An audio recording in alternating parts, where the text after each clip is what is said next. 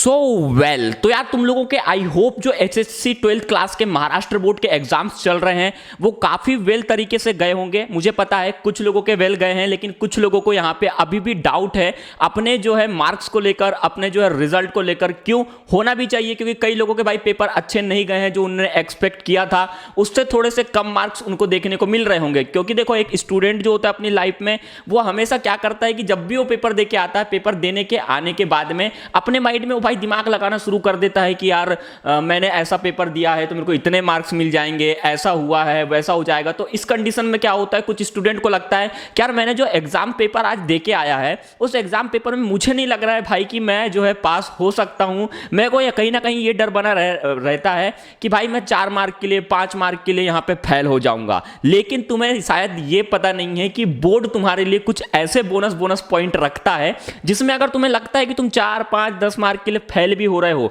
तो भी तुम्हें यहां पे पास कर दिया जाता है। तो कैसे पास किया जाता है, और इस साल तो भाई क्लियरली यहां पे जो है महाराष्ट्र बोर्ड ने इस चीज को एक्सेप्ट किया है। तो क्या है वो जानकारी तुम्हें इस वीडियो में बताने वाला हूं, वीडियो को एंड तक जरूर देखना। एंड अगर चैनल पे नए हो तो ऐसे ही महाराष्ट्र बोर्ड से जुड़ी हर एक खबर पाने के लिए चैनल को सब्सक्राइब जरूर कर लीजिएगा। सबसे पहले तो मैं तुम्हें क्लियर कर दूं कि चाहे महाराष्ट्र बोर्ड ले लो, चाहे MP board, CBSE board, ICSE board, जो भी बोर्ड को आप लोग जानते हो, उन बोर्ड में कभी भी ये नहीं देखा जाता है कि कोई भी स्टूडेंट ज्यादा से ज्यादा फेल हो। क्यों? इसके पीछे का रीजन ये है कि हर बोर्ड यही चाहता है कि यार मेरे बोर्ड का जो बच्चा है अगर मेरे बोर्ड से पढ़ाई कर रहा है तो उसे पास कर दिया जाए किसी ना किसी कंडीशंस में। इसलिए तुम्हें कुछ ऐसी छूट भी दी जाती है। एक तो हो गई आपकी स्टेप मार्किंग, जिसको मैंने ऑलरेडी कवर कर रखा है। सेकेंड हो गई कंबाइंड मार्किंग, ग्रेस मार्किंग। ठीक है, उस चीज को मैं तुम्हें बताता हूं एक्चुअल बोर्ड तुम्हारे जो है अगर तुम इस कंडीशन में फेल भी हो रहे हो तो कैसे तुम्हें पास करता है। ठीक है, देखो सबसे पहले तो मान लो 12th क्लास के तुम स्टूडेंट है, तुम्हारे कॉमनली 5 सब्जेक्ट तो होंगे। जैसे कि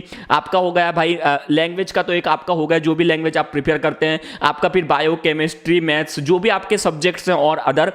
तो उनमें क्या होता है, बोर्ड जो है आपको ग्रेस मार्क भी देता है। अब मान लो कि एक ऐसा सब्जेक्ट है जिसमें आपको पता है कि भाई आपको 35% तो कैसे भी लाना ही है। 100% का जो भी आपका क्राइटेरिया रहता है उसमें 35% आप लाओगे तो ही पास होगे, ऐसा तो कंफर्म है। ठीक है, तो यहाँ पे क्या होता है कि आपको स्कूलों के द्वारा भी जो मार्क्स दिए जाते हैं, 20 मार्क्स इंटरनल जो भी रहते हैं आपके 20 to 30, वो हर साल जो है यहाँ पे कभी कभी यहाँ पे पैटर्न चेंज वगैरह हो जाता है। तो वो आपको पता होना चाहिए कि आपकी स्कूलों के द्वारा आपको कितने मार्क्स मिल रहे हैं। ठीक है, अब मान लो कि आप लोगों को भाई 20 मार्क भी यहां पे जो है इंटरनल असेसमेंट वगैरह के दे दिए जाते हैं और 10 मार्क आप भाई थ्योरी में छाप के आ गए हो, फिर भी आपको भाई हमें 5 मार्क तो कम पड़ ही रहे ना। तो 5 मार्क के लिए क्या होगा, तो ऐसे में जो है बोर्ड आपको 15 मार्क्स, एचएससी 12th क्लास की मैं बात कर रहा हूं खास करके, 15 मार्क्स आपको ग्रेस टोटल देने की कोशिश करता है। अब इस चीज को समझते हैं कैसे कैसे देता है। अब मान लो आपका भाई एक इंग्लिश का सब्जेक्ट है, इंग्लिश के सब्जेक्ट में आपका थ्योरी वोरी सब मिला के जो भी आपका इंटरनल असेसमेंट ये वो आपका ओरल जो भी मिला के आपका आ गया